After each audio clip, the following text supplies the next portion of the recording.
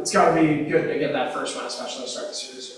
Yeah, I mean, you want to start, obviously we had a bad start last year. And so we also know the other side of it, that one game doesn't mean anything.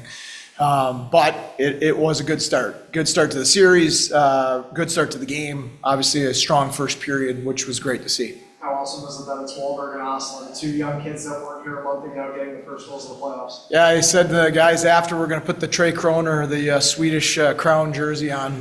We were Team Sweden tonight. So, yeah, really good play by Wally. That started with Mershey, our captain, had a great hit, forced a turnover.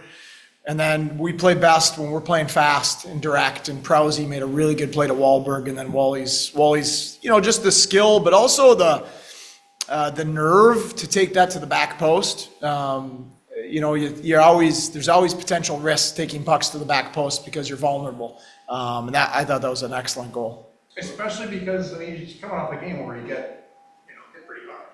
Yeah, I mean, I think that's Wally and Asti.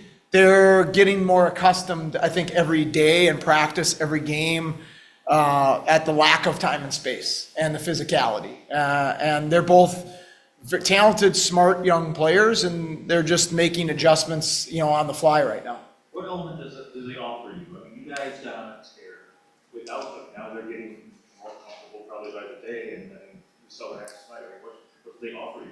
Well, I think they number one, they're both very talented players. So there's a reason they got drafted where they were drafted. But they're young. And as young as we are, that made us a lot younger, right? And so, you certainly, that's where you lean more on Jobst and Mersch and Byro and guys like that, some of the guys that have some experience in our lineup right now.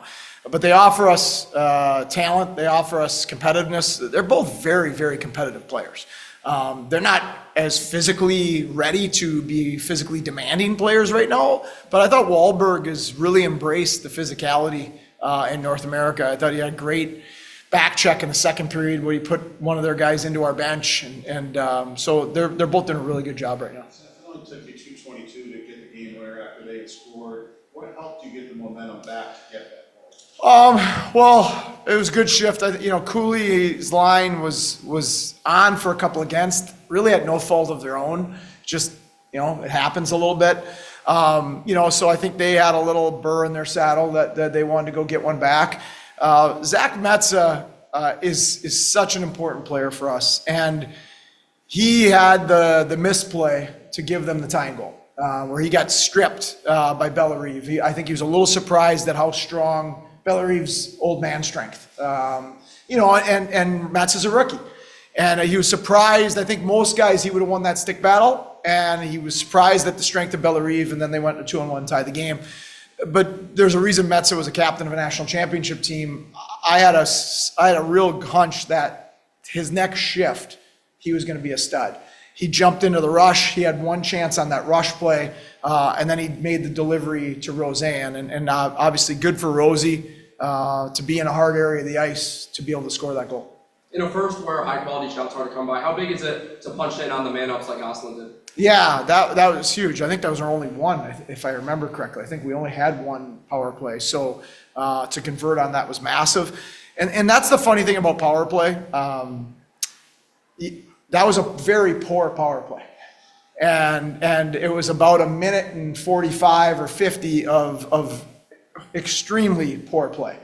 And then we win one puck battle, and Rusek makes one elite pass, and it's in the back of the net. So, and sometimes that's the way the special teams work.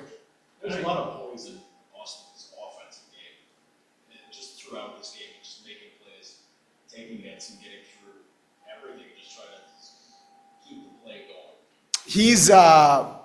He's not intimidated by physicality at all. He just has to get used to the lack of time and space in North America. I think one thing he's already made the adjustment. He and I talked after game one.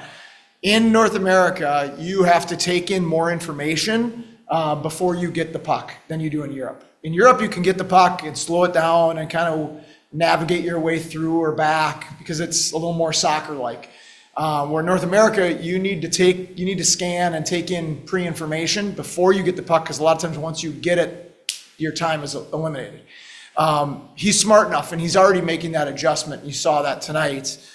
So that allows him to find those plays. And at heart, he's a center. So he's a natural playmaking center. That's a lot to ask just coming over to North America, and our centers are pretty good right now, so that's why we slotted them on the wing. But you can see those center tendencies in those moments. I know we talked before, mature win at times, blowing a 2-goal lead, but then having the poise, composure, not to get rattled when things were kind of teetering there. Yeah, I'd say really mature third from that response, and even the 5-on-6. Obviously, Devin had one spectacular save, but for the most of the 2.5 minutes, we did a really good job defending the interior and being calm in that moment. I thought our second was a little immature. Second periods, your immaturity or your poor decisions get multiplied because the long change. And we had some plays where our forwards need to get pucks below the goal line, maybe tried to make a play, then we get stuck out there, then D gets stuck out there for a double shift, and then that's why they started playing downhill on us in the second period. So that's something that, we're gonna have to learn from to make our second period a little bit easier than it was tonight. What did you think of Devin overall? I mean, maybe when he wants back, but he settled in, and made a lot of strong saves in the first 40 minutes, and at the end there, he was way too much. He was excellent, and the beauty is that he gave up a bad goal and it didn't faze him. That's what's so impressive, being a young rookie goaltender in his first playoff games. And the save he made at the end, that's his competitiveness and his talent, and that's there. That's always there. The composure to not be shook at all after giving up a squeaker is probably more impressive in his first playoff game.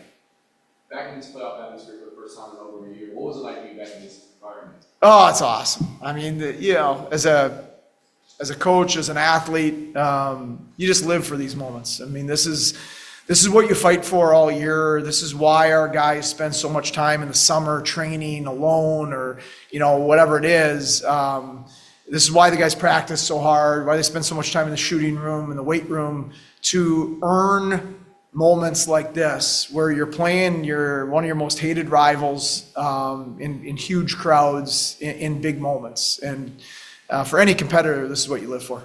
Getting the first win in a series, obviously anything can happen in the length of the series. We saw it last year in Syracuse. What's the importance level of getting the first win?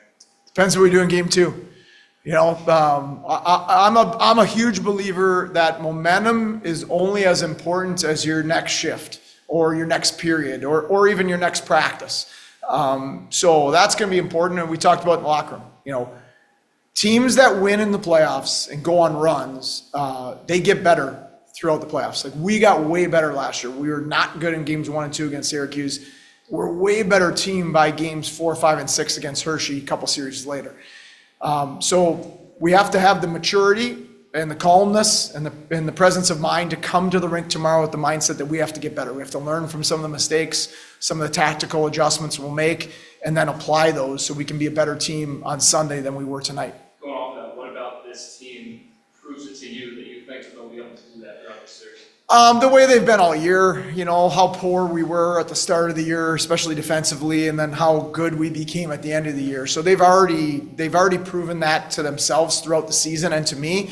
But it is another animal in the playoffs. There's more pressure, there's more intensity, all those things, and so you just have to keep your mind clear to be able to make the adjustments and the learning curve necessary when we show up at the rink tomorrow.